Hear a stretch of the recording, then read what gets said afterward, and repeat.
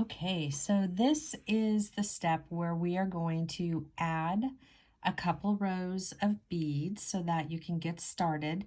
Now, my loom is already warped with the leather cording, and I have threaded just about, I call them 2 jewel arms, maybe just shy of 2 yards of beading material, beading thread, but I'm using the Wildfire, and I'm using the black.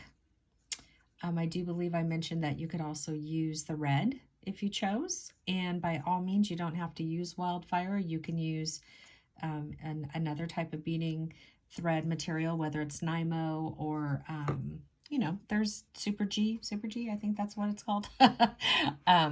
So yeah, so I already have my needle threaded onto a jewel loom needle.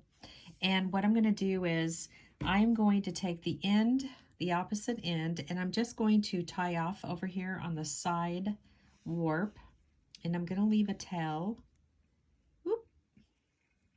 It's a little dancy.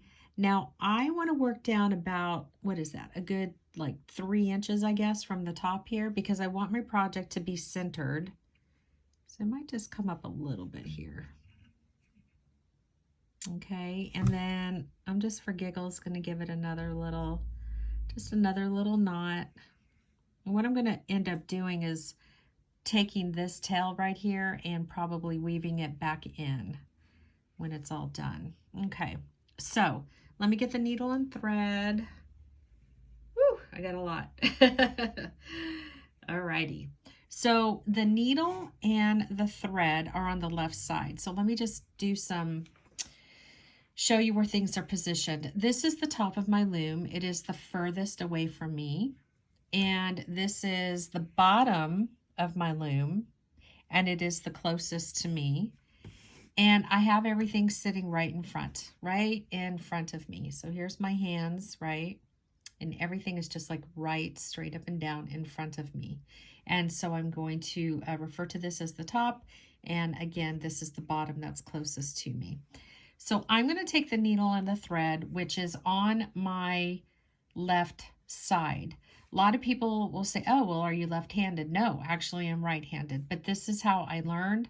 This is how I've taught for 25 years. And typically my lefties, they just follow along and it works out. So this is what we're going to do. Okay, so we tied off here on the first warp.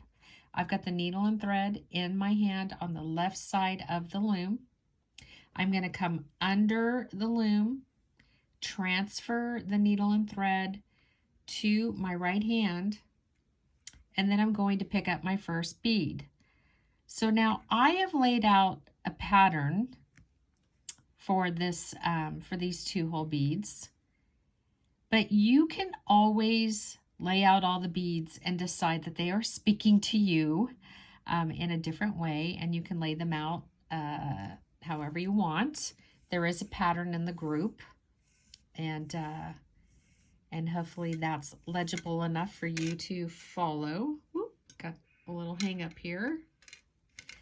So these are the 2-hole beads, and you can see that I just have them under the warps, right?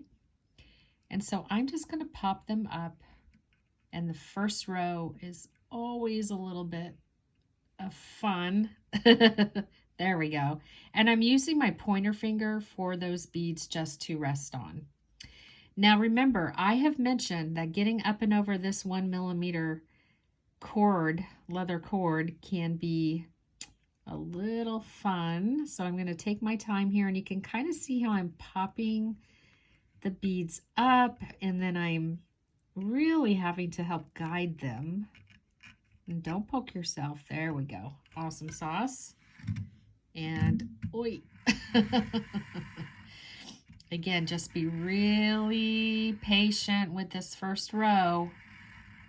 It's going to look a little fumbleina. It's going to be a little crazy. Okay, so I'm going to just push their little bottoms down. And I can tell that I got a little bit more that I can, there we go, that I can pull, because I was seeing a little bit too much of the thread. Let me pull that up there. Okay. So let me see if I'm happy with my tug. Yep, I think I've got all the excess give. I'm going to put my needle down for a second here. I'm just kind of feeling like there's just a little looseness. Because what I don't want is there to be like this loose thread here on the side, because that just makes your project, you know, I don't know. You're not going to be happy if you have like this little bulge of excess thread if it's not like really nice and snug up to the warp. Okay. So again, I'm just going to push down their little bottom so that the holes are under the warps. And now once again, my needle and thread are on the left side over here. And I'm just going to guide the needle through the holes, that second hole. And did we get it? I'm going to do a little wiggle wiggle. Looks like my needle is completely through all the holes. Let me just bring this up carefully. Let me see what kind of a shot. So you can kind of see, right? Yeah, awesome. Okay, so then I'm going to pull through. And again, because we're working with so much thread, I just want to be really conscious of, you know, just guiding it. And I'm going to just pop these guys back up, give it a nice little tug, check in with my side there, and then I'm going to go on the top. Okay, so again, you know, and this black peacock, he's a little chunky. So you're going to find like he's a little bit, he's just puffy and happy. Okay, aha. So there we go. Yeah, see how tight this is? I'm telling you though, these cuffs are like so cool when they're all done because it's really substantial. All right, so there's our first row. Awesome. Okay. All right, so that's the first row, and I'm going to come back because, well, let's see, I'm at 7 minutes.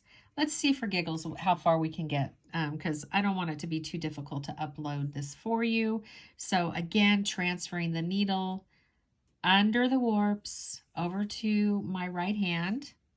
And let's see, I just distorted my pattern. So we've got a shiny red, we've got a travertine, we've got this delicious goldenrod, so stinking love this color, another travertine, and another shiny. Okay, and then we're going to let that slide, and I just guide it because again I'm working with a lot of thread, and then I'm just going to pop those up. See how much easier it is on the second row. And now I'm just going back through all the top holes over the cord. And it's tight. I'm telling you, it's tight. And, oi, there we go. And all the way out. So just be patient. Be patient. You are not going to speed through this project. FYI. Okay, take your time. Breathe. I'm going back through the bottom holes. Whoopsie. You can see I missed that one. Wiggle, wiggle. Are we in? Are we in? Awesome sauce. We're in. Give it a wiggle, wiggle. Just to make sure that I went through all the holes and guiding the thread, letting them rest on my pointer again. And do you see how I kind of just like, I'm adjusting, I'm tugging, just really making sure that my beads are laying flat, that I've got all the excess thread out of the way. Oi, it's always these last two. So again, just being patient. Make sure you don't get your needle through the leather, okay? That'll be a bummer. So just be patient and pulling, and awesome. So there's the first 2 rows, okay? Please be patient. Please go slow. Be one with this project because when it's done, I'm telling you, it's so cool. Such a cool cuff. All right? So that gets you going. And again, just take your time. Take your time. I gave you extra needles. I threw those into your kits at no extra charge because, you know, you might break one. I don't know. Or it's going to bend. And so if something, you know, if you do get one that breaks, then just very carefully pull it out. Don't freak out. You got 6 needles in your kit. All right. Awesome. I can't wait to see you again. Let's see. What are we going to do? I might do one more step. Okay, I think this is good though for today. This is 3 videos. This is a lot. So I'll just keep pumping these out and we'll see you on Saturday. Have fun. Bye.